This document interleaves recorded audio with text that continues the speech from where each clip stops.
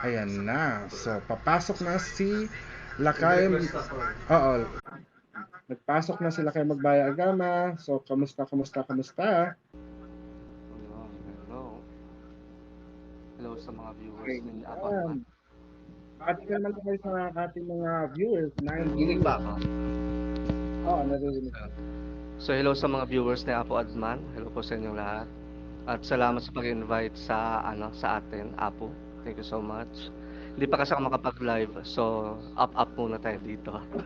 Oo, yun guys, no? Kung hindi niyo pa po nasusundan sila kay Magbaya Agama, paki-follow lang po. Pero bago tayo magsimula sa ating diskusyon, merong tinanong, paano ba gamitin yung kahoy na sinukuan? Di ba may, lakay meron kayong tanim nun? Mm. Oo. Ay, So, hindi, sa amin, tama. Isang klase din siya ng sinukuan. so paano ba ginagawa or paano ba ginagamit ang sinukuan? Yun. Ayan. Sino nga ba yung nagtanong nun?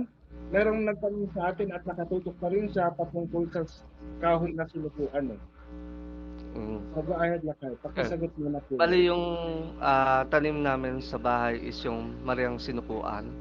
So halos base sa mga ibang mga manggagamot, marami daw klase ang sinukuan. So 7 daw yata sila. So kailangan daw, yung iba sabi kailangan kolektahin yung 7. Pero based sa experiences ko, so at least kahit isang sinukuan meron ka, so magagamit mo siya. So ang sinukuan kasi connected siya dun sa salita mismo itself na sinukuan. So ibig sabihin susuko sa iyo. So maganda siya kapag once na maraming parang inggit, yun. Maraming mga tao na parang gusto kang pabagsakin, gusto kang kontrolin. So kapag once na meron kang sinukuan, ibig sabihin mas mako-conquer mo sila spiritually at the same time physically. So yung isang technique na ginagamit ko personally is inihahalo ko siya sa cologne. So syempre iano mo siya, parang i-chop-chop mo yung sinukuan. Ihalo mo siya sa cologne na favorite mo. So anytime na kailangan mo siya, yung gamitin mo lang yung yung cologne mismo. Tapos kapag once na yung cologne parang malimuyak or parang biglang lumabas yung scent niya nang hindi mo siya ginagamit. Dinig ba ako? Oo, naririnig ka. Ayun. So kapag once na parang umuulan, Ako yata yun. umuulan. Hindi, ayun. Ay, ayun, pasensya na. Yan. Kamusta? Ayan.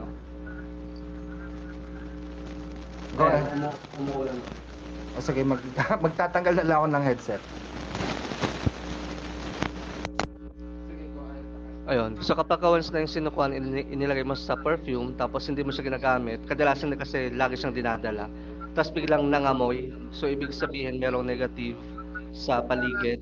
So it's a warning. Kadalasan ang isa sa pagtaboy ng negative na ito is gagamitin mo yung cologne. So mag-a-hapres ka sa buong katawan. Tapos, ano pa ba? Yung iba naman, kapag kakahoy naman, pwede mo naman siyang ilagay na lang direkta sa iyong bulsa, sa bag, or sa wallet. Tapos dalhin-dalhin mo lang siya lagi. So automatic na kumikilos yung mga yung mga gamit natin kapag once na dala-dala. Ayun, Apo. Ayun. So, naririnig ba ako? Oo. Malinaw naman ang pagkarinig sa akin. No? Mm. So, yun nga, no? So, yun IV, no? Kung saan ito makukuha, actually, sa bahay yun nga, no? Sa bahay nila Lakay. Meron makukuha doon sa bahay nila Lakay. Pero usually, sa mga sinakuhaan, sa Arayat, Pampanga yata yun, no? Pero Mas marami. kadalasan pagdating sa mga magical items natin, wag na tayong lumayo, yung Quiapo. So marami tayong mahanap doon. Kaso kapag pupunta tayo ng Quiapo at maghanap ng gamit, mas maganda na meron kang idea. Kasi kadalasan, based na rin sa experience ko, na lahat meron, lalo na kapag hindi mo alam, ibibigay sa iyo yung maling gamit or maling item. So mas maganda, alam mo kung ano yung hinahanap mo. Tapos lahat makikita din sa sa Quiapo. Oo, halimbawa kung meron naman kayong pagkakataon na kayo ay pumunta ng Dolores, Quezon, umakyat ng Banahaw, ay meron din po makikita doon, no? At gayon din sa Mount Arayat sa may Pampanga. I think sa may Mabalacat yata o sa San Fernando yata yun, o bago, tama nga ba? Saan nga ba yun? Basta yun, sa Arayat. Ano yung palatay? Ano, Nathan? Totoo po ba na sili at tawas ng color violet panlaban sa mga palatay in Bisaya? Daw familiar sa palatay na Oo, term. hindi kami hindi rin ako. Mariang Hindi, sinukuan, dahil kasi Ivy. yung palatay, although ito lang, no, kababasa ko lang po ito, hindi kami masyadong familiar sa Visayan culture. Pero usually it connects to the liver or mga ngain ng mga atay, ano, in Bisaya. Although ang violet, yung tawas tapul yung pangontra sa lason, pangontra sa lason yun. No, Yung so, sa ano mo, Apo, yung sa oil mo? oh, yung sa oil ko, nasa nga ba yung oil Sa likod ko? mo? Nasa likod ko. Kabisado pala niya. Asa na? Wala. Ito pala. Oh. So usually, hindi naman kasi siya hindi siya violet. It's kulay blue. So tawas tapul daw ang tawag dyan. At ito pangontra sa mga lason at manlalason. But at the same time, is nakakatulong po siya para makapag-expel ng evil spirit. Although ginagamit ko siya sa mga healing rituals natin.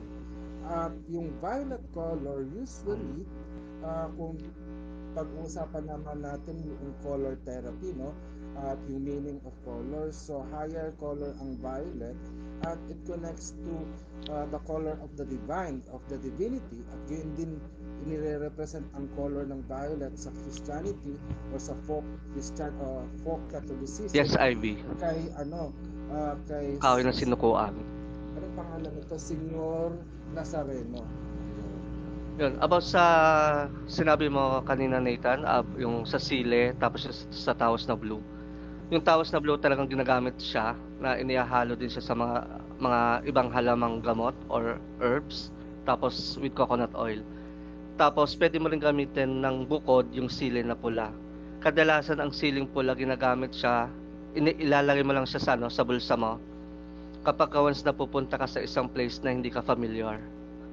So, equivalent din siya ng sinasabi na kapag once na unang tapak mo sa isang place na bago lang sa iyo is magre-request ka or magwi-wish ka, or yung iba naman kumukuha ng pinch ng soil tapos kinakain nila. It's a symbol of protection and pagbibigay ng respect doon sa spirit ng place.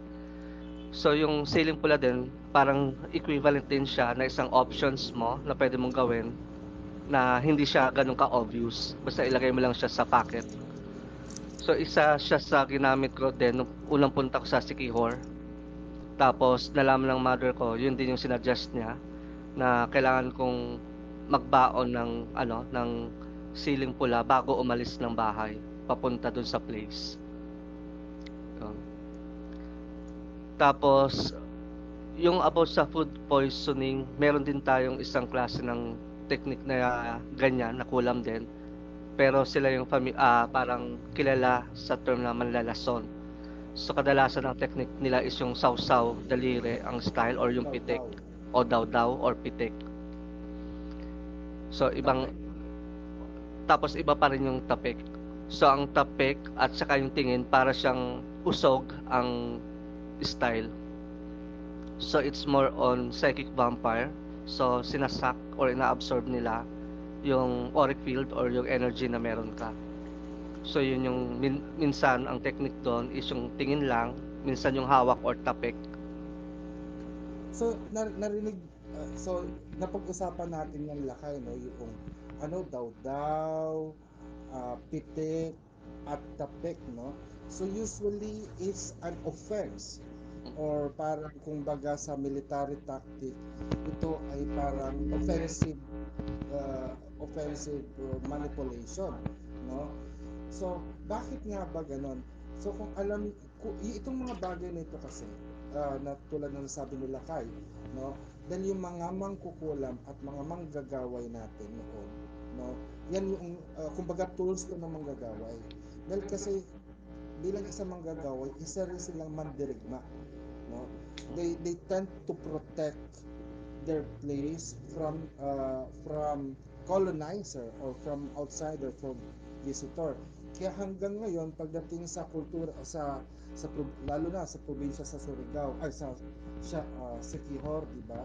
Maraming kwento pa rin na mag-ingat dahil kasi huwag basta-basta magtitiwala dahil kasi baka malason ka, baka matapik ka, baka mapalipad tawag dito, mapalipad Palpad hangin hangin. o mapalipad hangin, mabiktima ka ng palipad hangin ng mga mangkukulam doon. Dahil kasi ang mga manggagaway natin ay very, anong tawag doon, territorial at protective sila sa territory nila. Hindi natin masisisi yung ating mga manggagaway natin noong unang panahon at kung nadadala pa rin nila ang kaugalian hanggang ngayon, gawa nga ng parang infestation or infiltration ng mga colonizer. So ginamit nila ang mga technique nito or magical technique nito upang itaboy ang mga colonizer sa kanilang lugar, area. Ano po ang pangontra sa mga ganon? Lakad. Ano ang pangontra doon? So kapag once na ang style is tapik, so automatic, kailangan mo ring tapikin pabalik. Pero alam nila yon na kapag once na tinapik mo silang pabalik, ibabalik ulit nila yun sa'yo. So pwede pagtitihan mong, ng tapikan doon, no? oo, or ang pwede mong gawin doon is itapik mo siya sa ibang tao. So parang ipinasa mo kung ano yung gustong gawin nila sa iyo. At, Tapos, sige, go ahead lang. ayun. Tapos ang pangontra naman sa lason, ito yung natural na healing natin, yung pagkain ng charcoal.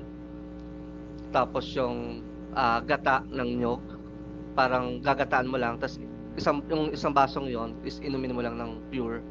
Ito naman yung best or effective na pang healing or pang heal sa mga nalalason. Tapos yung sa ano naman, yung parang style usog na sa tingin, kadalasan yung mga tao pagka ganun is nagsusuot sila ng mga kwintas na red, gold, or yung copper. So ang isa sa ano nun, isa sa mga explanation nun bakit kailangan mag-wear ka nun, parang yung minerals or yung copper, gold, or silver, meron kasi silang kakayahan na parang i-transform or i-protect yung wearer, yung nagsusuot. Patungkol naman sa katanungan, no, na ano yung pangontra sa mga kulam at sa mga nasabi natin na natatapik, palipad hangin, na daw, no? Usually itong tawas tapul, ginawa nila to na may langis. So, traditionally talagang ang inaano nila is coconut oil. Yun yung parang may power o ito yung natural na mutya natin na pangontra laban sa mga karamdaman at sa mga uri ng pangkukulam na ginagawa ng ating mga ninuno, dahil kasi nga ito yung parang military tools natin noon, no? So ang langis ng niyog ay napaka Yes, makapangyarihan, Luke. gawa nga ng ano, di ba, gawa nga Yung silver, pwede po yun.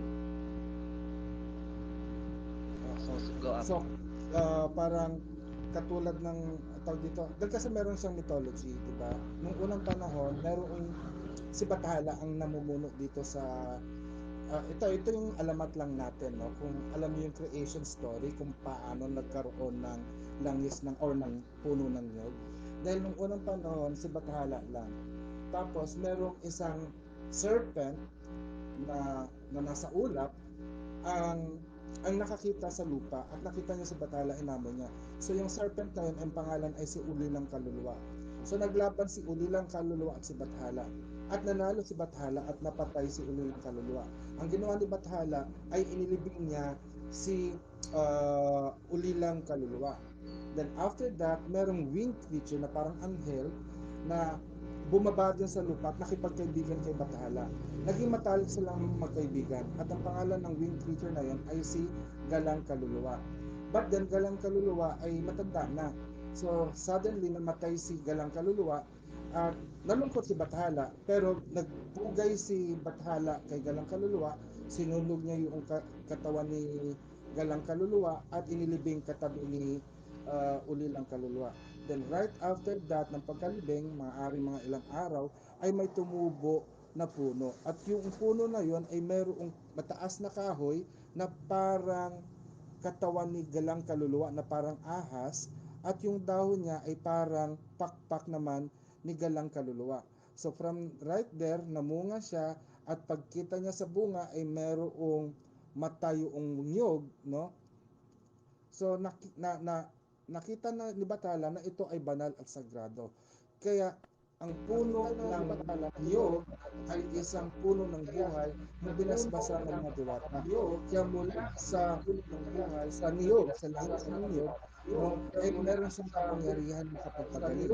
Kaya hanggang ngayon nga, Parang di ba? nagpi-feedback. Sa panahon na kapangyarihan na kapagpagaling ng Panginoon. Kaya hanggang ngayon nga, di ba? Naririnig mo ba? Sa panahon na kapangyarihan na kapagpagaling ng Panginoon. Ano lakay? Parang nagpi-feedback. Lakay? Parang nagpi-feedback. Parang nakifeedback ba? Baka malakas Parang ang boses ko. nagpi-feedback. So, yun na nga, no? Mula doon is nagkaroon ng pagkakataon na even ngayon pala sa panahon ngayon ng pandemic, eh kinoconsider din yung langis ng Diyog para pangontra sa COVID-19. So, pinag-aaralan pa rin yun.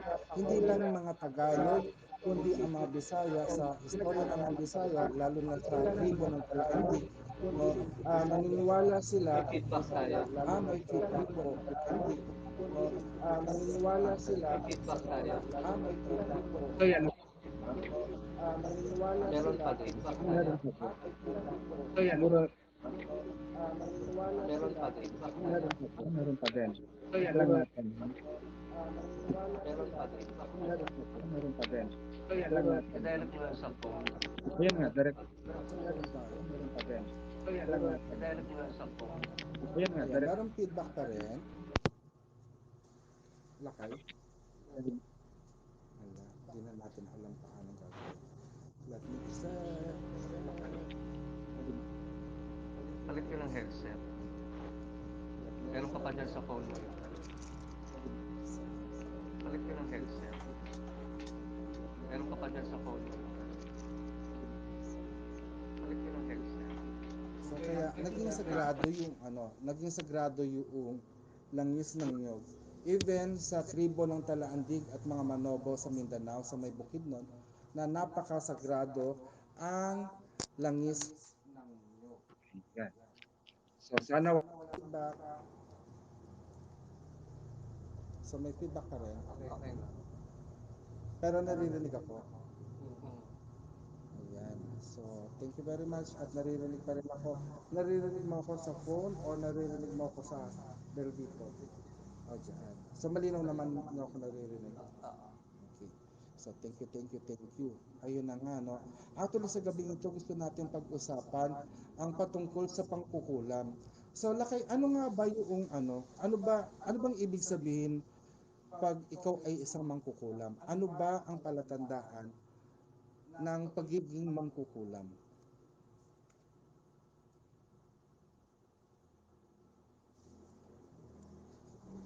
Naririnig ba ako? Inantay ko matapos dito. Okay. Ayun. So, ang sinaunang paniniwala na pagkukulam, sila yung kadalasan na nagbibigay ng sakit. Yun, nagbibigay ng mga blockages sa mga tao. Yun, so, yun yung mga kakayahan nila. Tapos sila din yung sensitive ang mga senses. So, ibig sabihin, yung ability ng mga psychic ay meron din sila. Pero syempre sa modern times natin, so ang equivalent ng mga mangkukulam is yung mga witches. Ayun na po. Ayun. So, dito sa Pilipinas, no, kadalasan ang mga mangkukulam, ang perception nila is pumapatay, no? At lalo na in terms of healing, sa healing arts, kadalasan isang problema ang pangkukulam dahil pinaniniwalaan ang mga mangkukulam ay nagbibigay karamdaman sa mga tao. So do you agree with that? So kaya ang pag-unawa ng mga tao sa mangkukulam ay masama. Ano ang masasabi mo patungkol doon, Lakay? Ako, labas muna ako saglit, tapos pasok ulit ako. Sige, saan ka pupunta? Medyo, ano, Saan ka pupunta? Ayun. So, meron yatang technical problems. Ayan. So, naririnig niyo pa ba? No, no, no, no. Cancel. No. So, naririnig niyo pa ba ako? Ayan. So, umalis lang dahil kasi nagkaroon tayo ng technical. Oo. Kaya po ako takot sa kanila. So, that's the reason, no? Naririnig pa ako? Naririnig ako? O hindi?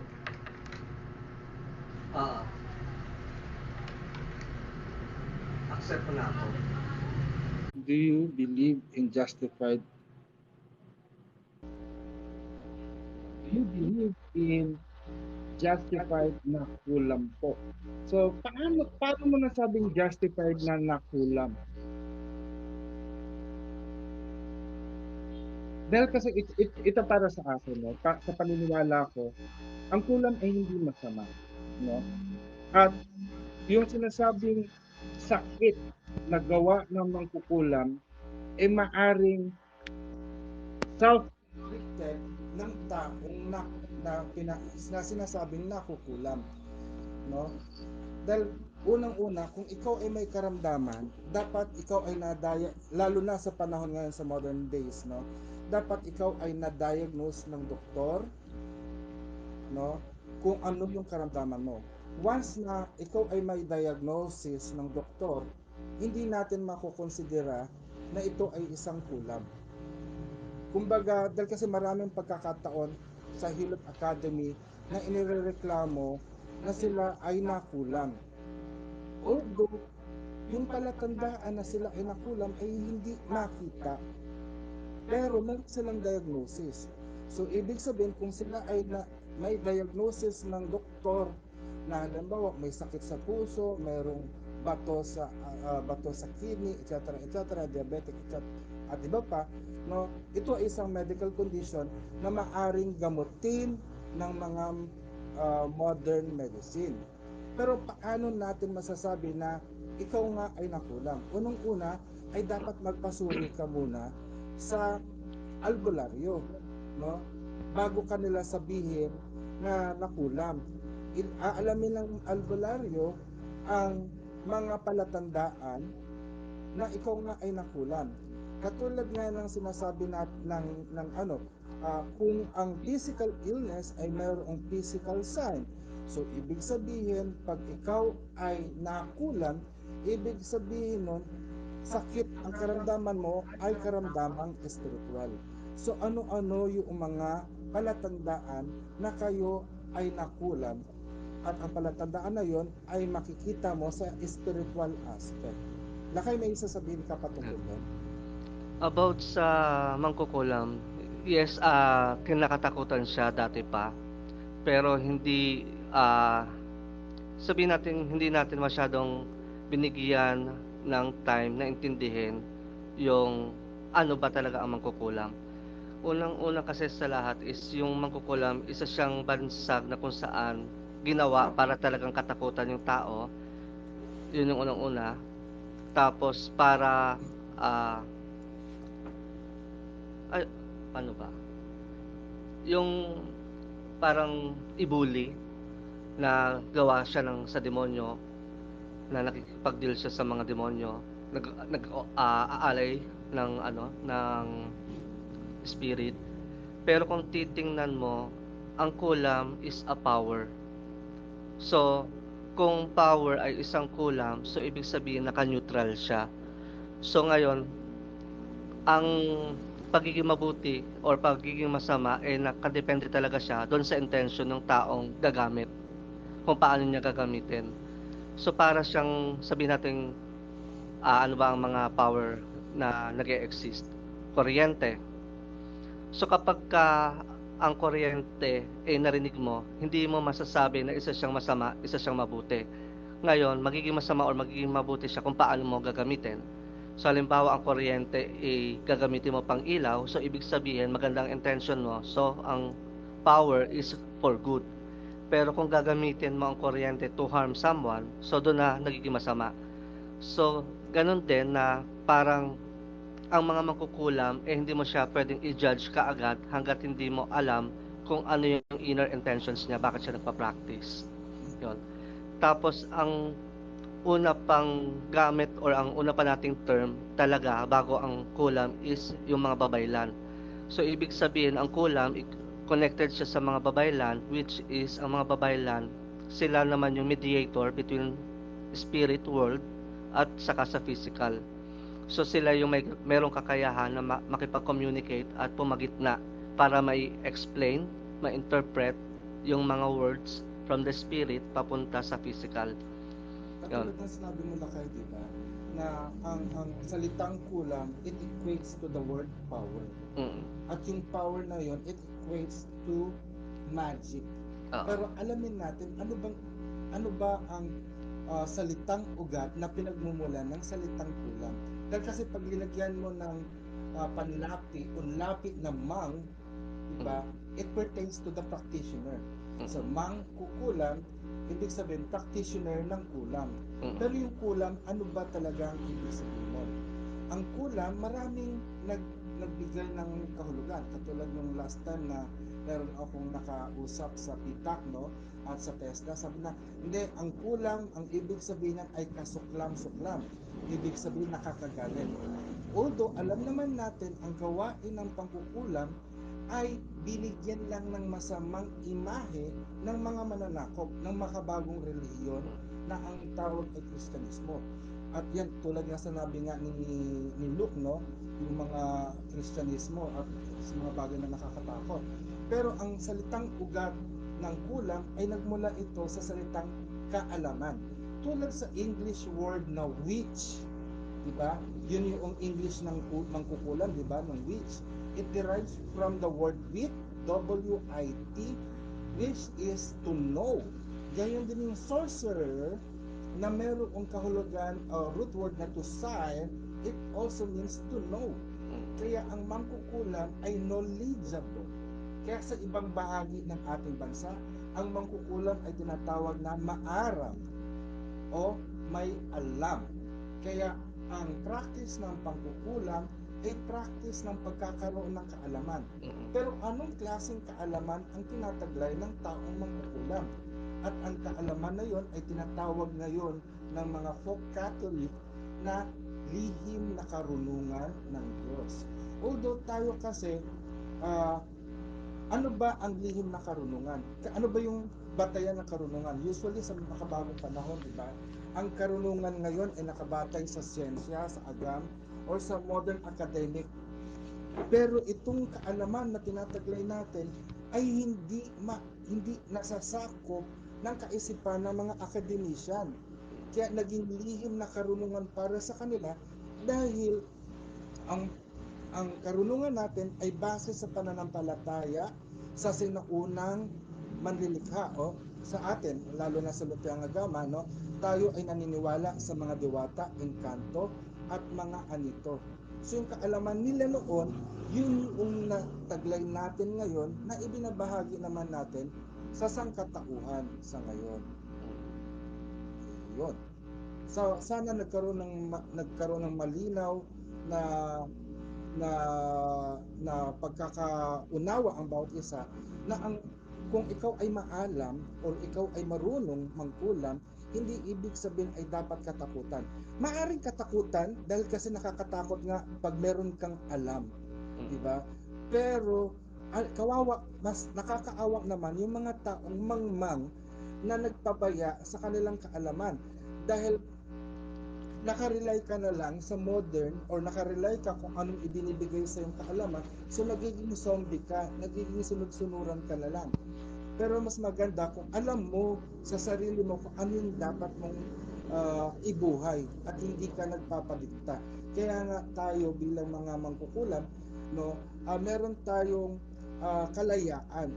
Mas malaya tayo at hindi tayo bounded sa kung ano man ang ang gobyerno or ano yung batas na ginawa ng tao, kundi ang batas na sinusunod natin ay batas ng kalikasan at batas ng universal law. Ayun, meron sinasabi mahirap po talaga ang maraming alam. Totoo yun. Medyo mahirap talaga ang maraming alam. Kaya, ang mga mangkukulam ay merong, dahil sa marami siyang alam, ay marami din siyang pananagutan. Kaya nga yung pananagutan na yan ay binabahagi natin upang paglingkuran ang mga tao. Kaya kami na merong maraming alam ay nagiging mataas ang katungkulan sa lipunan ng unang panahon, kaya sila ay naging babaylan, no, naging tagapayo ng mga dato, ng mga sultan, ng mga raha, at naging manggagamot ng mga tao. Dahil ang unang manggagamot natin ay mga babaylan at ang panggagamot, no, katulad sa turo natin sa Hilot Academy, ang isang uri ng gamot doon ay ang kulam. Usually ang kulam sa four aspect of medicine, of healthcare, no, dahil kasi merong four aspect of healthcare eh. Ito yung preventive medicine, promotive medicine, yung therapeutic medicine, at yung rehabilitative medicine. Yung pangkukulam ay nailagay nung unang panahon sa rehabilitative. Ito yung pagtutuwid ng mga bagay na nababalik. O kaya yung sinasabi, pagkokorek ng mga namamali. Kaya minsan nung unang panahon, ang mga judge noon ay gumagamit ng pangkukulam para maibigay ang katarungan, no? So katulad, di ba yung pagpaparusa ng mga magnanakaw, gumagamit sila ng yung dahon ng niyog, no? Pag ginamit na lang yon is magkakasugat yung kanilang tiyan, no? Parang palaatay. Kaya nagkakaroon ng palatay or latay or yung anong tawag doon, yung mark sa katawan ng tao pag hinagupit mo siya. Latay. Oo, latay. Pag halimbawa po, may lolo na manggagamot, nasa dugo po ba? Actually ito, ako si Maya, no? Ito yung sasabihin ko, lahat tayo mga Pilipino ay good news, lahat tayo ay mangkukulam, lahat tayo ay manggagamot, no? Dahil ang lahi natin, parang alam niyo yung kanta ni Bamboo, oy, Pinoy ako, may agimat ang dugo ko. As in totoo, may agimat yung dugo natin. Dahil ang dugo natin ay dugong maharlika, dugong mahalaga, dugong banal, dahil tayo ay nagmula sa diwata. Colonizers were threatened by the Babaylan's ability. So At saka, totoo yan, Luke 1900. Katulad nga nasabi natin, no, ginamit, kaya yung anong nabanggit natin na technique kanina, yung daw-daw, tapik, pitik, no?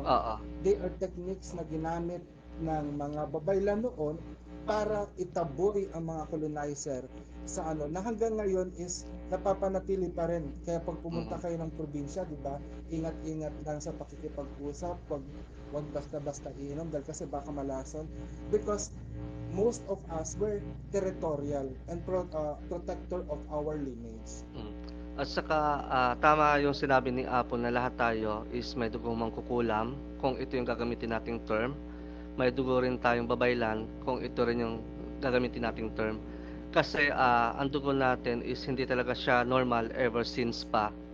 Dahil kung titingnan natin ang mga mangkukulam or ang mga babaylan, nakikipag-work tayo sa environment. So ibig sabihin, ang pinakang unang-unang teacher natin bukod sa parents natin is yung environment. Kung paano makipag-communicate, paano sila maintindihan. Especially sa mga typhoon, yung ulan, yung bagyo. Kung titingnan mo rin sa mga magsasaka at mga mangingisda, alam nila kung kailan ang high tide, low tide, kailan ang best na day para mag-take ng actions para mas maraming anihin or maging maayos yung pag-aani. Tapos kung mapapansin nyo rin, ang mga lolo't lola or ang mga magulang natin, meron silang alam na halamang gamot. So isa sa mga gawain ng mga mangkukulam or mga babaylan dati, bukod sa pakipag-communicate sa hayop or sa halaman or sa insekto, alam din natin kung paano gamitin yung mga halamang gamot, just in case na kailanganin natin. Ang mga ninuno kasi natin dati, hindi sila tulad ng ngayon, na parang, ako ang magtuturo, lahat kayo lumapit sa akin. ang gawain ng mga practitioner dati, ibinabahagi niya yung karunungan niya para just in case na kailanganin niya, para bang first aid, na once na kailanganin mo at hindi ako available, kaya mo siyang gawin. Yun. Tapos ang mga practitioner din dati kasi, parang tribo-tribo siya. So isang form na rin ito para ma-defend nila yung buong tribe kapag once na may a-attack. So kung mapapansin mo rin, ang kulam hindi lang siya basta pang-harm, pwede rin siyang pang-heal. Yun.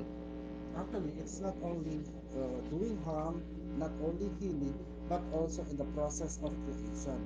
Kaya nga meron mga bagay-bagay tayo na ginagawa na pangkukulam, halimbawa, no, mga wishing spells. No? Ano ba yung mga uh, kadalasan na ginagawa natin kung meron tayong hinihiling? No? Ano yung famous na ginagamit natin kung tayo ginagawa natin para makapag-wish? Alam niyo ba kung ano yung kadalasang ginagawa ng mga tao? Hindi lang dito sa Pilipinas, kundi sa buong mundo. Ito yung pagbo-blow ng candle. Pag ikaw ay may birthday, no? So usually, isa siyang ritual, isa siyang uri ng pangkukulam, no? Na iisipin mo ano ang gusto mo mangyari. Dahil kasi special day yan eh. Special day mo yan. Usually, kaya tandaan ninyo, tuwing birthday mo, ito yung tinatawag na magical day. Ang buong kapangyarihan ng diwata ay lumipat sa iyo. At sa tuwing darating ang panahon ng iyong kaarawan, ay nagiging mas powerful kayo. Kaya ang mga at yung mga tao sa buong mundo, no, nagbibigay ng candle, tapos blow your candle. Although may katuruan na bawal daw hipan ang candle. Pero usually, when you blow the candle, no, you are blowing you are uniting the element of air to the element of fire. So ibig sabihin, dahil kasi mga ninuno natin, ang dasal natin ay nasa laway o nasa bibig natin, no? Ang dasal, mga kahilingan. So kung ipapalipad natin, kahit sa mga nag-uorasyon, no, merong THU, yung oras ng pagbuga. Dahil yung pagbuga na yon, hindi siya ibig sabihin binubugahan ka lang or itinataboy ka lang or ano, pero sinasabi doon na ang pagbubuga ay uri ng paglipat ng dalangin. Kaya yung dalangin na yon na binuga mo sa kandila, yung kandila kasi nagre-represent sa liwanag na mula sa Diyos. At kung ang na-extinguish na yung liwanag dito Anong sa klabera? Kabyera din siya. So, pag na-extinguish na yung liwanag sa lupa, automatically na iyon ay napupunta sa luklukan ng dakilang may kapal. No? Okay.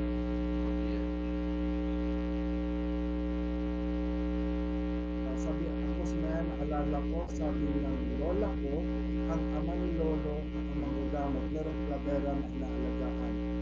Oo. Darating sa pamilya na yung klabera, nasa nabigay kay Papa.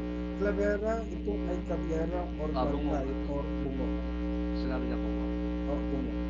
Nasabi ba? Oo. Nababasa. Oo, bungo. Ako si Maya Bungo. Usually dati nag-aalaga din tayo ng mga ganyan, lalo na sa sementeryo, no? Usually pakalat-kalat lang sila.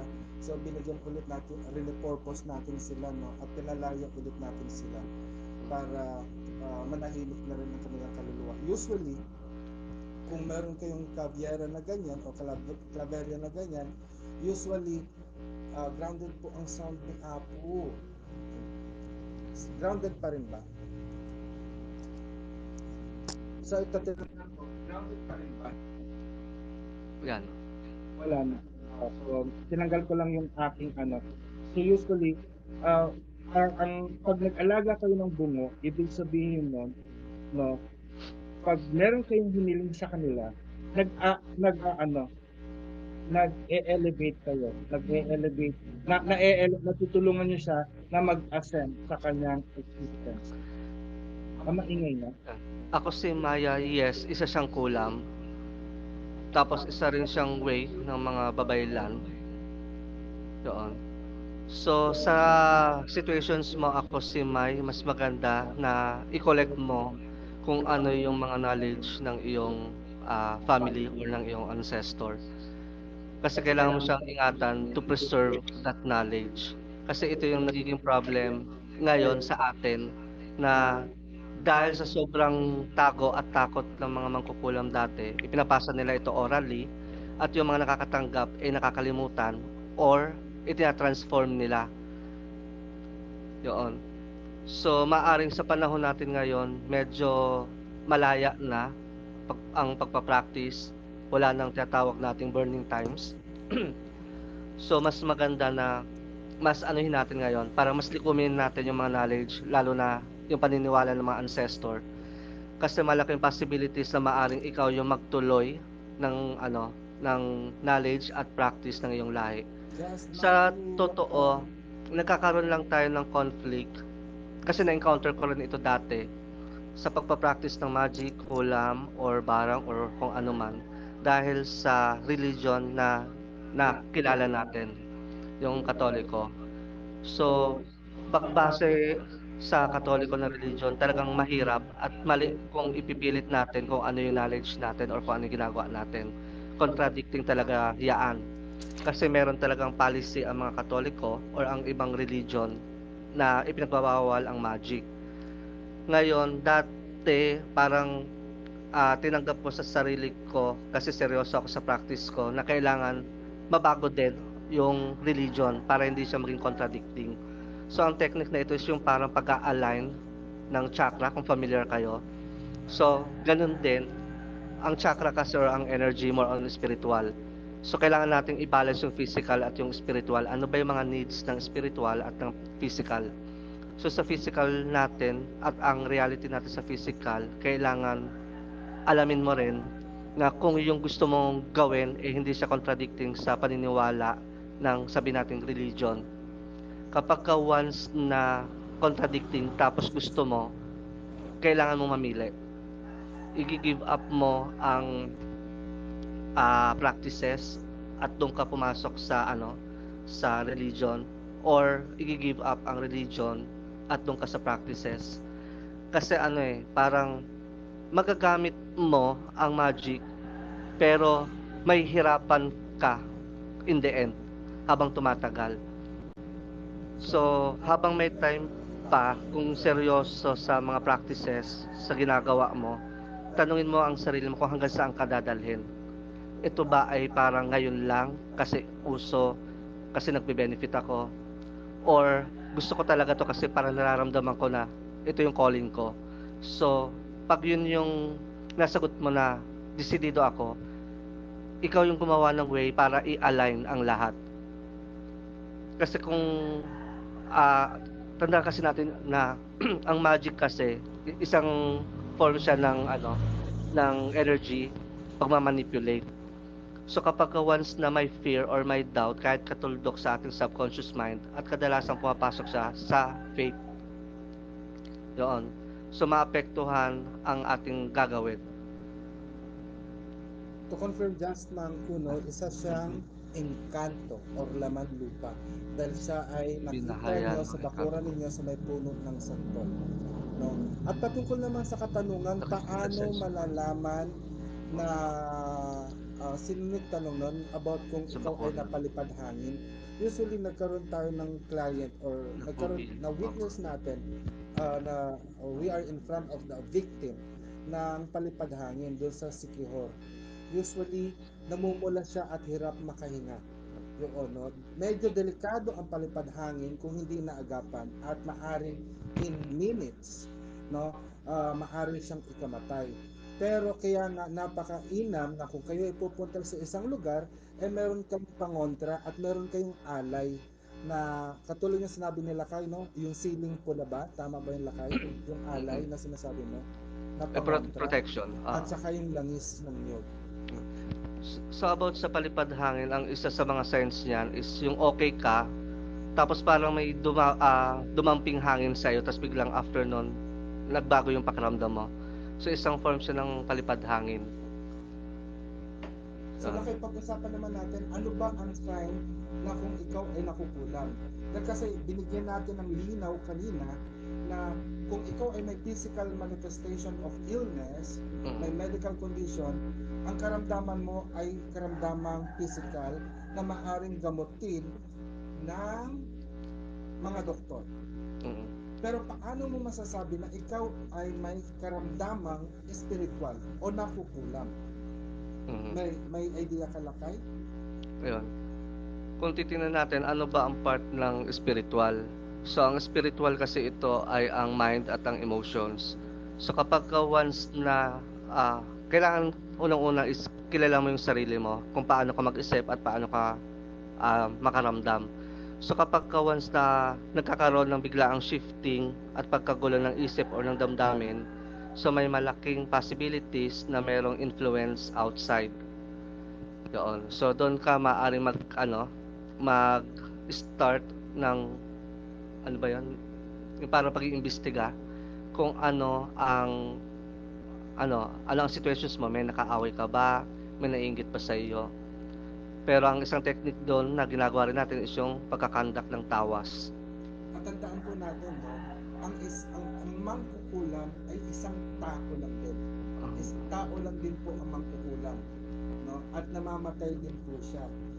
So, ang kapangyarihan ng mangkukulam ay hindi siya maaring makapagbigay ng literal na karamdaman katulad ng cancer o diabetes o atake sa puso.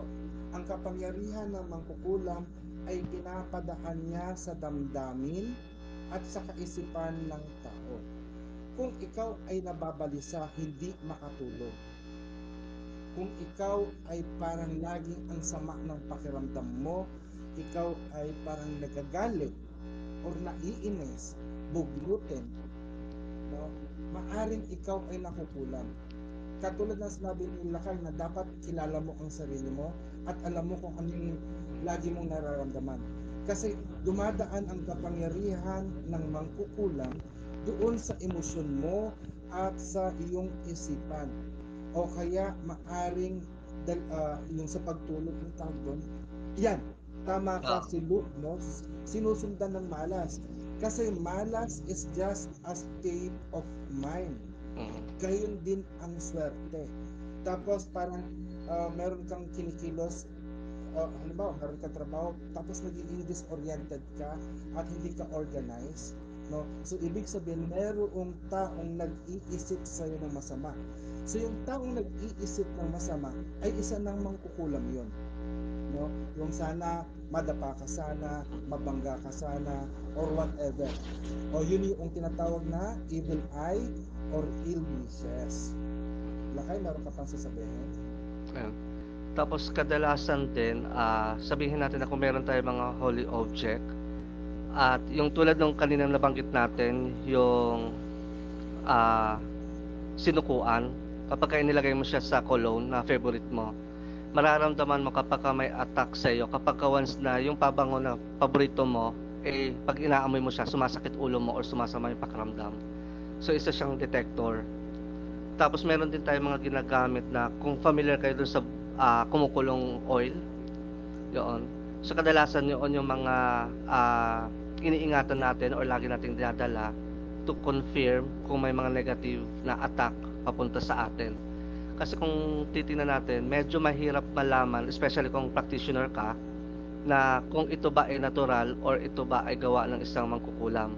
Kaya kadalasan, iniimbestigahan natin lahat ng actions natin. Sino ang mga nakasalamuha natin, sino ang nakakita sa atin, sino ang naiinggit sa atin, at ano yung ginawa natin. Doon. IVR 11, no, pwede mong ilagay yun sa bag, no, lalo na kung nakalagay sa bote. Parang katulad nito, no, pwede nyo siya lagyan pa ng special pouch para maingatan nyo yung sinukuhan ninyo. At patungkol naman kay X Jorex, no, ang barang po, ayan, nakaharap nyo na po, nasa isang maliit na box ang expert na mangbabarang. Magaling po yung mangbabarang. Sila kay Magbaya Agama.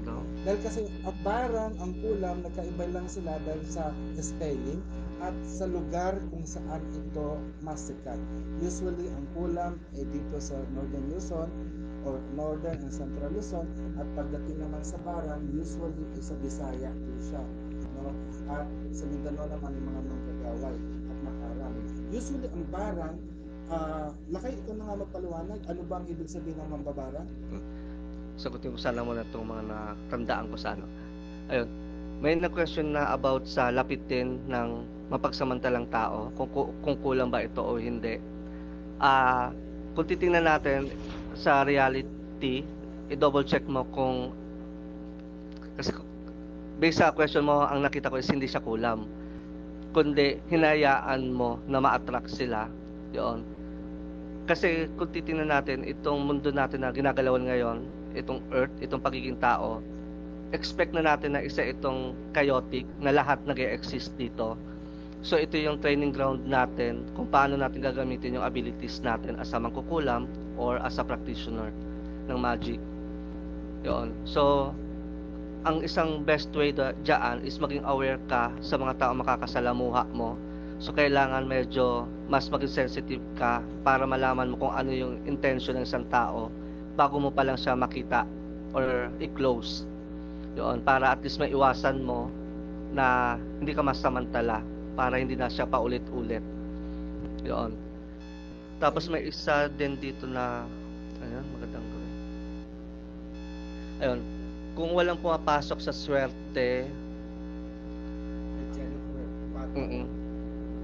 tingin ko kailangan matutunan natin i-acknowledge ang mga maliliit na nakukuha natin. Kasi kapag once na ang thought mo hindi ka siniswerte, yun yung na-attract mo.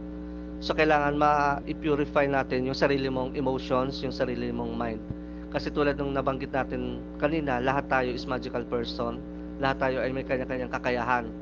So baka mamaya yung kamalasan na nararamdaman mo, ikaw yung kumukuha or ikaw yung nagmamanifest. Kasi ikaw yung nag-iisip na lahat na lang malas. So ngayon, medyo baguhin mo yung technique or yung style mo, i-acknowledge yung mga swerteng dumarating na maliliit. At yun yung panghawakan mo. Jennifer Pata, patungkol naman sa malas, sabi mo dito, wala talagang pumapasok na swerte. So tingnan mo yung daluyan ng blessing sa'yo. Baka meron kasing nakaharang. At ang maaaring nakaharang sa swerte sa'yo is your behavior and your emotions at ano yung mga limitations na ginagawa mo. Baka swerte ka, kaya nga lang hindi pa na-activate. Para malaman mo muna yung blockage, dapat i-deal natin yung blockage na yun. So para malaman yun, kailangan mo munang magpatawas. Malalaman natin sa tawas kung ano yung mga blockages na yan. At pag na-identify natin yung blockages na yan, doon natin gagawa ng treatment plan na lulusawin natin yung mga blockages na yan para lumuwag ang daluyan ng swerte, no? Sa pamamagitan ng tawas. No? So about kay Mickey Ryan, kung nakakalila ba kayo if ang tao ay isang natural born healer? Siguro baka nakakakita ba kayo? About sa question na yan, lahat kasi tayo may kakayahan na mag-heal at magbigay ng sakit. So ikaw yung bibigay sa sarili mo kung ano yung gusto mong field na i-master. Kung maging healer ba or to do harm. Pero as aluntian, parang mas ina-advise na kailangan mong ma-maintain na nasa gitna ka. So ibig sabihin, nasa light and dark ka, nasa good and bad ka. I-maintain ang nasa gitna para just in case na may kailanganin kang specific na energy, it's either from the good or from the bad side, ma-access mo. At karagdagan para kay Michael Ryan, ang turo natin sa Ilog Academy Pinabaylan, every human being has a natural ability to heal themselves. At tulad ng sinabi ng Lakay, ay maaaring sa way how we think ay doon din tayo nagkakasakit. No? So, kung ang kulang ay kaisipan at sa damdamin, ganoon din ang panggagamot. No? Tayo, ang role ng healer, ang natural healer, parang sinasamahan natin siya. Parang Yes, cheerleader tayo. Cheerleader tayo ng tao, nagagaling sila. No, ginagawa lang natin yung mga ritual na yon para mas lalong patindihin ang kapangyarihan ng tao na sila ay pagalingin ang kanilang sarili.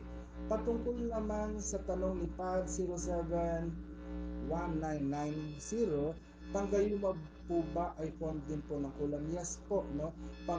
Isang form ng kulam ang panggagayuma. At yun nga yung sinasabi ko, isa pang palatandaan na kayo ay nagagayuma o kaya nakukulam ay kung nagiging sunod-sunuran kayo sa mga sinasabi ng ibang tao.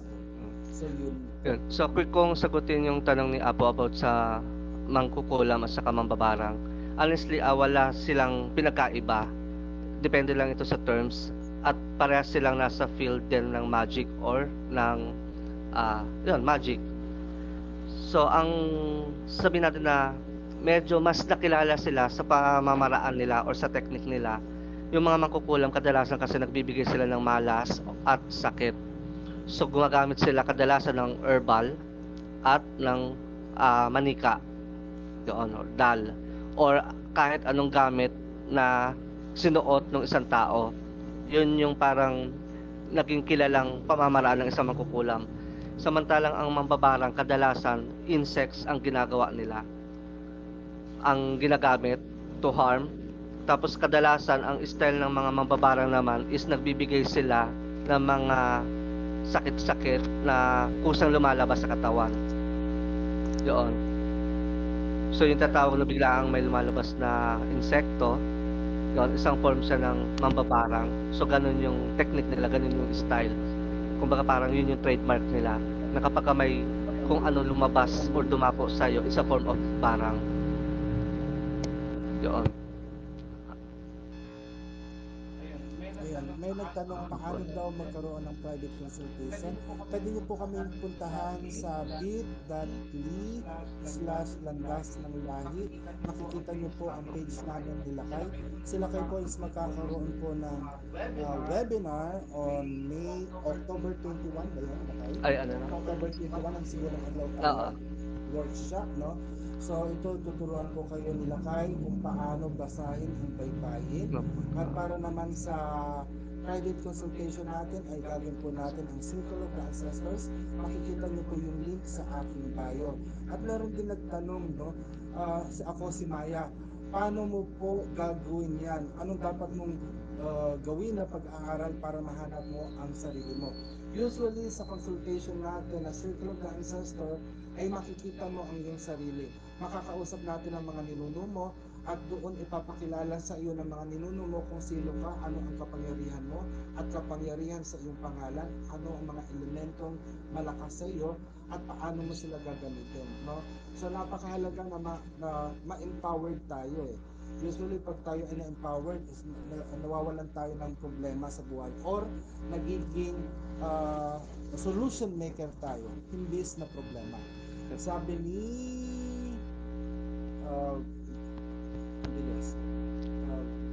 nakaka-experience ng vision.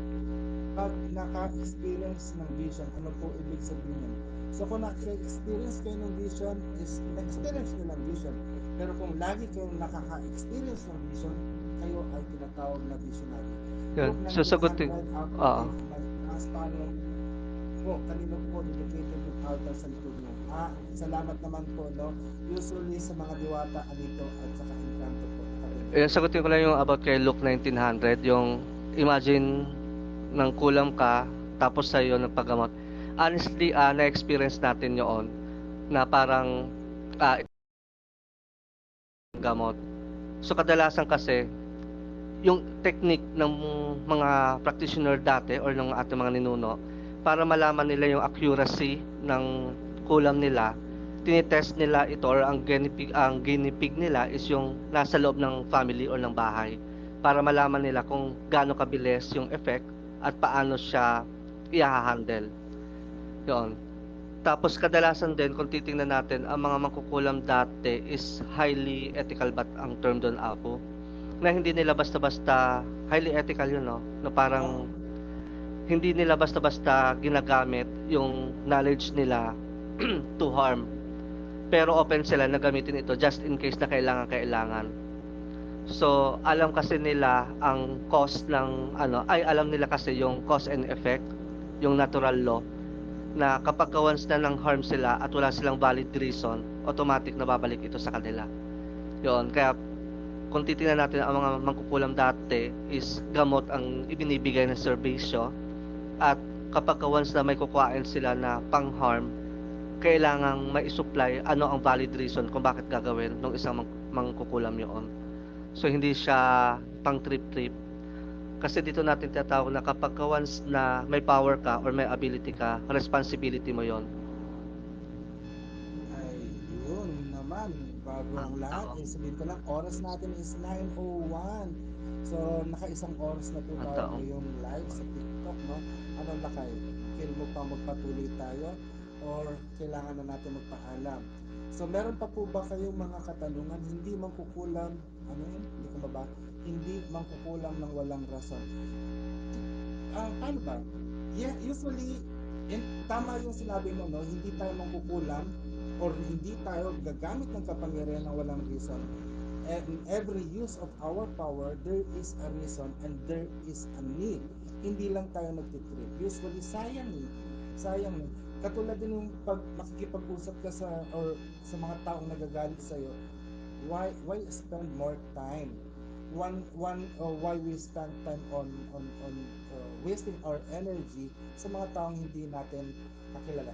Johnny Witchcake, tuwing linggo po, every Sunday ay makakasama niyo po kami from 8 to 9 p.m. So next week ay ayun, no? Napanood niyo ba yung episode ko about sa buhaya sa palad, no? Lumabas ako diyan years ago, siguro isang dekada na, sa ABS-CBN sa palabas ng Ni, no? Ni Raymond Bagatsing yon, si Raymond Bagatsing at hindi si yung tatlong trio ng Street Boys. Ang buhaya sa palad, usually ito sa coffee light, parang mukhang ano siya, mukha siyang buhaya. It pertains to bad luck and yung nga mga bad luck, no? Bad luck at kamatayan. At ang isang solusyon diyan ay ang pagkukudlit, no? Pagkukudlit. So gumagawa din tayo ng pagkukudlit, kaya nga lang ngayon medyo linilimitahan natin ang face-to-face interaction. So next week ay aabangan natin ano ba ang gamit ng 4 elements, especially sa pag kayo ay gagamit ng magsasagawa ng ritual. Ano ang kahalagahan ng holy water, ng lampara, ng insenso, at ng ano pa ba, ng langis, no? Usually kasi nagkakaroon katulad ngayon, no? Quick lang. Maraming nagkakamali na yung paggamit ng itlog ay egg cleansing. Actually, it was not an egg cleansing, but it is an ovomancy or panguhula or divination using the egg, ng itlog. Para maging cleansing po yan, ay kailangan nyo ng tubig at yung winawaswas na dahon or pagpapagpag ng dahon. So next week, pag-uusapan natin ang tungkol sa mga yan, ang paggamit ng holy water, ng kandila, ng insenso at ng langis. So magpapaalam muna po kami nila kay Lakay. Meron ka po bang gustong sabihin sa ating mga manonood? Ayun. Unang-una, wala tayong dapat ikatakot kung ano yung mga kakaibang nangyayari sa atin dahil normal to sa atin. So ito yung tinatawag namin na ito yung kakayahan ng spirit natin or spirit na nasa katawan natin. Kasi sabihin natin na may nabanggit kasi kanina na kaya ka may fear kasi wala kang knowledge. So mas maganda na kailangan mag-seek muna ng knowledge at intindihin. Kung may mga questions, pwedeng itanong doon sa alam natin may alam. Tapos, ano pa ba? Ang isa sa mga signs natin is kadalasan yung deja vu. Ito yung mga kilalang kilala. Kapag once na-experience mo ang deja vu, so it's a sign na active yung power natin. Yung iba naman din nakaka-experience ng matinding stress, matinding trauma, tapos biglang nagkakaroon ng kakaibang senses after. Based din sa study kasi namin, ang mga Pilipino ay normal na nagigising yung ability natin. So meron siyang tamang time sa sarili niya. So kadalasan para magising siya, ang tao kailangang makadaan sa isang, sabihin natin trauma, yon, sa isang karamdaman o sakit para ma-inform yung mind natin as a human being na mayroong pang ibang mundo na nag-e-exist. na hindi lang tao. Kaya minsan kaya kadalasan after natin makaramdam ng kakaiba, nagtatanong na tayo, naghahanap na tayo. So it's a form of awakening. Yun. So ngayon, siguro ang kailangan nating itanong sa sarili natin, ngayong alam natin yung practices, alam natin nag-e-exist ang magic, na nasa bloodline natin siya, hanggang saan tayo. Kasi may iba na parang hindi ganun ka-serious. So, maaring i-stop mo ngayon, pero kung line mo ito, maaring sa next reincarnation mo, babalik ka ulit. So, parang gano'n lang, parang gano'n yung cycle. So, kailangan alamin mo kung gaano ka serious yung gusto mong pagpa-practice. Yun. Yun siya. Sabi ni X Dorans X, thanks po pala Lakay sa pag-read ng link niya. So, You're sa welcome po, X nandito Dorans. nakatutok sa atin, no, please follow niyo po si Lakay, si Alcent Agama or Lakay Magbaya Agama, para mabasa niyo po ang inyong pangalan at maibigay niya ang kahulugan ng inyong pangalan sa pamagitan ng Sibulaw Adlaw Tala. Sibulan, adlaw. Sibulan Adlaw Tala Mystic Oracle. And guys, bisitahin niyo rin po ang kanyang website, ang siadtala.com, at sa atin naman sa luntiangagama.wordpress.com. Tags, ayun po, no? Follow niyo po sila kay at gagawin niyo po kayo ng video. So, hanggang dito na lamang po. Maraming salamat. Paalam. Salamat. We love you, mga kalahi. Thank you so Kita-kita much. next Sunday.